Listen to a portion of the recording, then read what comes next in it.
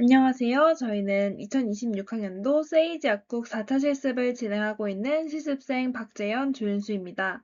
오늘은 여성분들께서 많이 찾으시는 피임약에 대해서 알아보고자 합니다.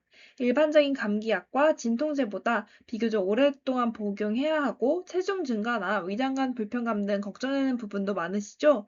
그래서 저희가 오늘은 약국에서 흔하게 볼 수 있는 사전 피임약에 대해서 간단히 소개해드리고자 합니다. 우선 피임약에 포함된 성분에 대해 간단히 설명드릴 텐데요. 병원에 들리지 않고 약국에서 바로 구매할 수 있는 사전 피임약에는 에스트로겐 계열과 또 프로게스틴 계열의 성분이 혼합되어 있습니다. 에스트로겐은 여러분들도 흔히 들어보셨을 텐데요. 바로 여성 호르몬입니다. 시중에 판매되는 거의 모든 피임약 안에는 에티닐 에스트라디올이라는 성분이 들어있습니다. 황체 호르몬인 프로게스틴 계열은 다양한데요. 2세대에는 레보노게스트렐이라는 성분이, 3세대에는 데소게스트렐, 게스토덴이라는 성분이 포함되어 있습니다. 네, 여기서 여러분들께서 궁금증이 생기실 텐데요. 에스트로겐 계열은 에티닐 에스트라디올 한 가지로 동일한데 왜 프로게스틴은 세대별로 구분이 되는 걸까요? 바로 세대별 프로게스틴의 특징이 다르기 때문입니다. 2세대의 레보노게스트렐 성분은 상대적으로 식욕이 증가해서 체중 증가로 이어질 부작용은 있지만 정맥 혈전 색전증의 위험은 덜한 편입니다. 반면 3세대의 성분들은 체중 증가의 부작용, 여드름, 다모증과 같은 남성 호르몬과 관련된 부작용은 줄어들었지만 비교적 정맥 혈전색전증의 위험이 높습니다. 하지만 이런 혈전색전증의 경우에는 아주 드물기 때문에 건강한 35세 미만의 성인 여성의 경우에는 복용을 할 때 심각한 수준은 아니라고 합니다. 자, 그럼 피임약은 어떻게 복용해야 할까요? 가장 원칙적으로는 생리가 시작한 첫날 복용을 시작해 하루에 한 정씩 정해진 시간에 복용하셔야 합니다. 사전 피임약은 원칙적으로는 피임을 위해 개발되었지만 생리를 늦추기 위해서도 사용이 되는데요. 이때는 생리 시작일 기준 1에서 2주 전부터 복용을 시작해야 하므로 복용 시작 일자가 다릅니다. 21종으로 구성된 약의 경우에는 이 약을 다 복용한 이후 7일 정도의 휴약 기간 동안 출혈이 일어나게 됩니다. 계속 복용하셔야 한다면 총 한 사이클인 28일이 끝났을 때 다시 새로운 사이클이 시작되어 약을 복용하셔야 합니다. 만약 28종으로 구성된 약은 24일 동안 에스트로겐과 프로게스틴 성분이 들어있는 약을 복용해야 하고 남은 4일은 위약을 복용해야 하는데요. 4일간의 위약을 복용하시면서 출혈이 발생하게 됩니다. 하지만 현재 일반 의약품으로는 대부분 한 사이클당 21장으로 구성되어 있기 때문에 7일의 휴약기를 가져야 한다는 것을 잊지 않으셔야 합니다. 피임약은 복용 기간이 길기 때문에 종종 잊어버리시는 분들도 계시는데요.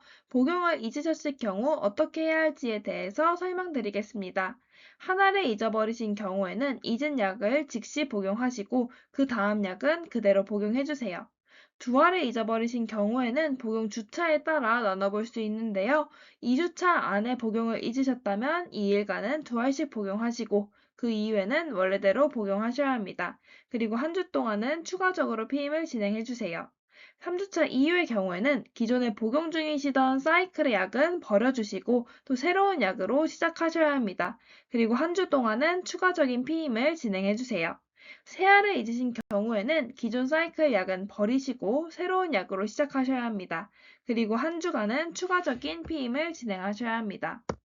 그럼 피임약을 복용하실 때 주의해야 할 점이 무엇인지도 궁금하실 텐데요. 우선적으로 만 35세 이상의 여성분, 하루 15개 피 이상으로 흡연하시는 분들의 경우에는 복합 피임약이 금기입니다.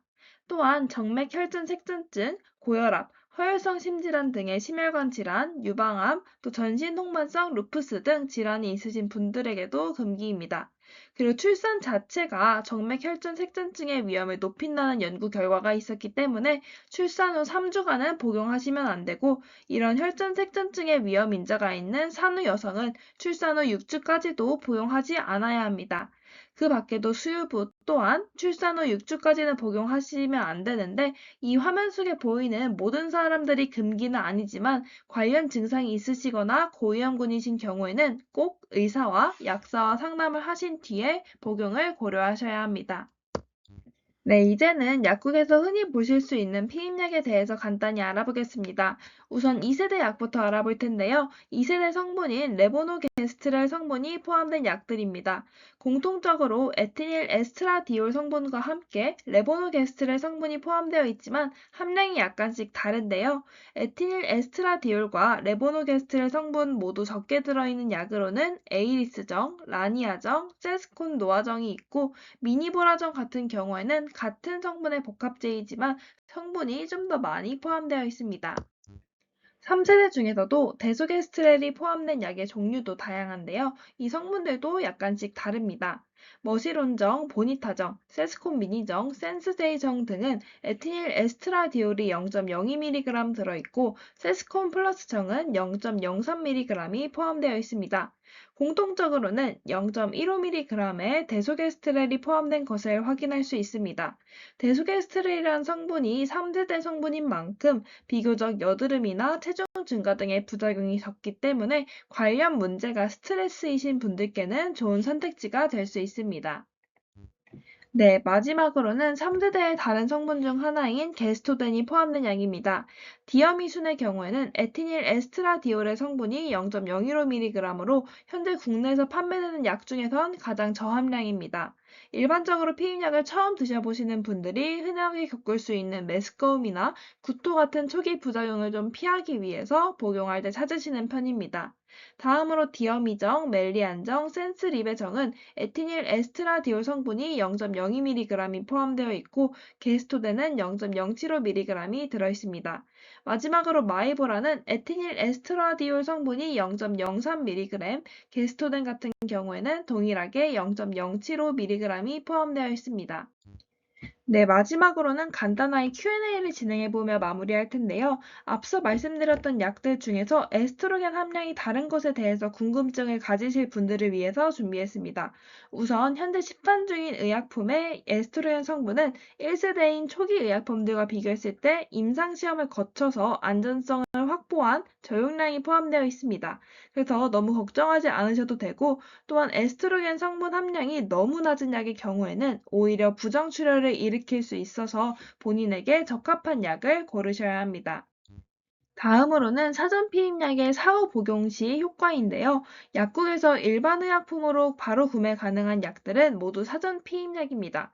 따라서 성관계 이후에도 피임을 원하신다면 전문 의약품으로 된 약들을 구매하셔야 하기 때문에 약국으로 바로 오시기보다는 병원에 방문하셔서 처방전을 받으신 후에 복용하셔야 합니다.